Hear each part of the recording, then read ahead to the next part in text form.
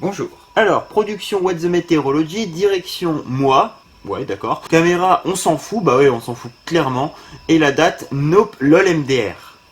Un peu bizarre, hein. Bon, bienvenue aujourd'hui pour une petite vidéo qui va s'appeler What the Meteorology épisode 1. En gros, pour ceux qui ne le savent pas, What the Meteorology, c'est une série qui va me servir en fait à faire des quiz et des jeux qui ont un lien avec la météo.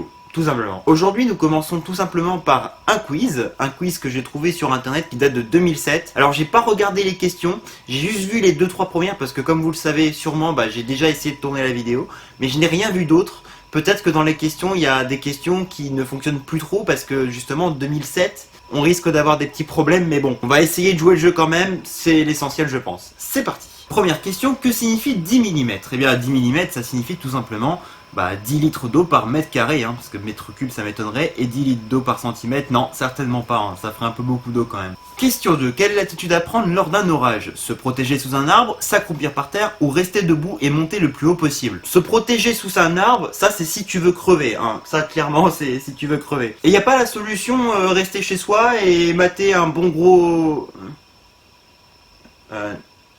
Bon je sais pas moi parce que c'est bizarre, il n'y a pas la solution qu'il faut. Bon on va mettre s'accroupir par terre, hein. J'en sais rien en réalité quoi. Monter le plus haut possible.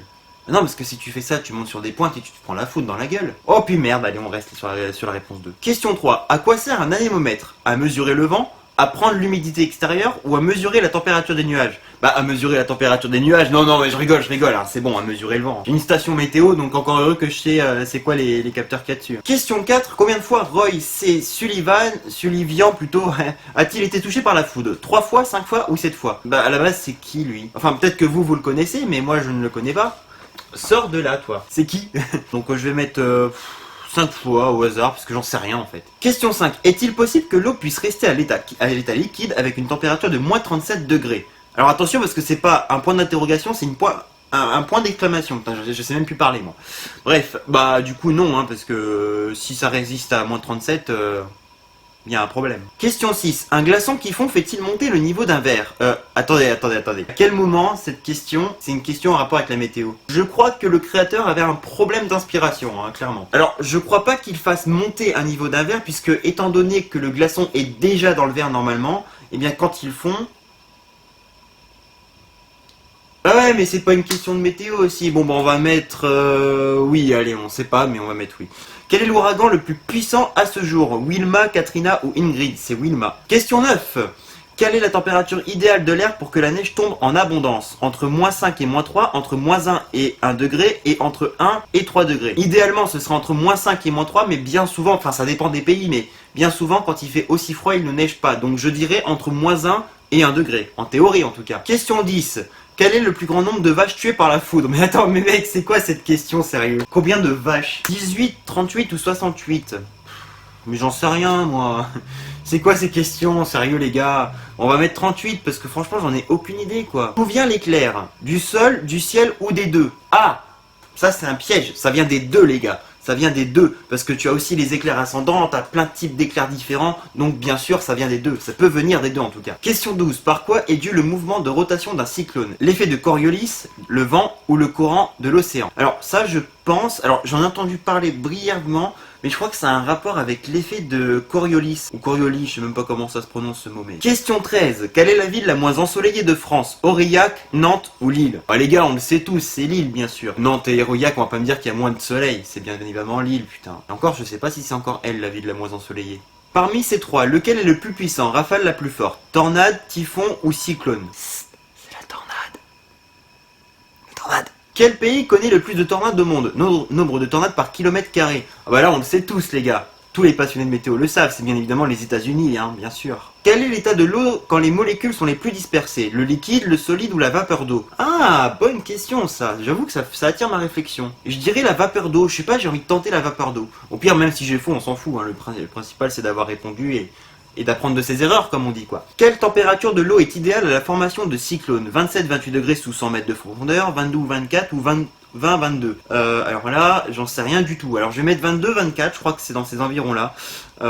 Mais c'est vrai que, pour le coup, dès qu'on sort du territoire français, de toute façon, j'ai du mal avec les questions, hein, ça c'est sûr. Quelle est l'année la plus chaude jamais enregistrée dans le monde? 2002, 2005 ou 2004? Ah ouais, mais c'est 2016 maintenant. Ouais, mais c'est, comme je vous disais, c'est cette histoire de quiz qui a été fait en 2007. Moi, je sais pas c'était laquelle, avant 2004 peut-être, non?